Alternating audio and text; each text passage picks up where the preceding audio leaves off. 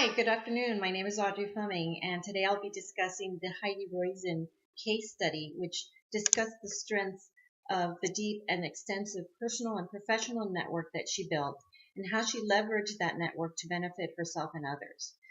In the book Give and Take, Grant stated that highly successful people have motivation, ability, and opportunity, and Roizen displayed these three qualities throughout her career. At the very beginning, she was never afraid or unsure about leaning on her network of people. As soon as she graduated, she contacted somebody she knew at Tandem Computers and was able to secure a job as the newsletter editor during the emergence of the high-tech industry. After demonstrating her abilities and her performance for several years there, she again felt comfortable enough to ask the CEO for a recommendation letter in order to go to grad school. After graduating, she joined her brother in a software development company called Teamaker, and this company did not have capital venture funding. So in order to publicize it, she established relationships with the media who reviewed her product in their publications, and she was able to enhance her success and the success of the company. At that time, she also worked very hard on building and developing her network through goodwill and trust. She attended industry conferences and events. She joined tech-oriented groups and sat on their panels. She joined the board and then became the president of a trade group that was dedicated to raising awareness in the industry. She was passionate and she rallied the industry around specific issues and major causes. She was known for maximizing her short conversations, by contributing some type of memorable or unique idea and information.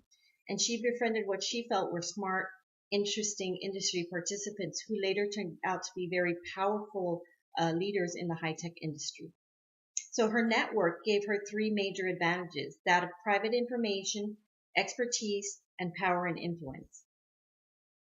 Due to her networking and experience, she became recognized and respected, and she was asked by Apple to join the company as the vice president of the worldwide software developer relations department. And she maintained her network, knowing that consistency and performance were more important than frequency of interactions. And she was successful with this career because she called in favors to developer CEOs in her network. She knew that she could do that because she had established relationships that she had built with these people over time. She was a responsive performer. She got back to people and she did what she said she was going to do. And she was consistent in her action with people. After leaving Apple, Roizen became a mentor capitalist. She focused her energy on contributing time and experience to startup companies in return for equity stake. She recognized that her network was her greatest asset and never compromised relationships. She was somebody that added value, and she had a pay it forward attitude. She helped people she liked and respected to find new career opportunities. She helped new businesses she believed in to get organized and find the right people for their positions. She believed in reciprocity. She not always asking for favors, but not spending the entire day doing good for others. She was empathetic to the demand for other people's time and attention, which led her to become an efficient communicator. And she enjoyed mixing her personal and professional life by hosting parties at her house with industry people and interacting with others in her community. After that, Roizen joined SoftBank, which was as a venture capitalist, because she recognized at that point in time that she needed to expand her network and expose herself to the internet sector.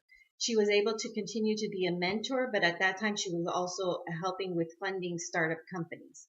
And because of the type of person that she was, she reviewed and responded to every business plan she received, even the ones that were being rejected, because she knew she wanted to maintain good relationships for possible future networking.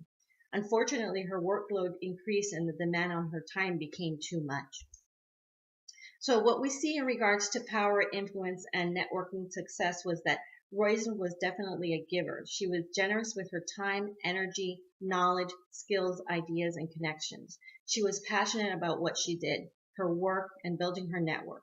She knew the secret of asking thoughtful questions and listening to people because it would create a deep connection with them.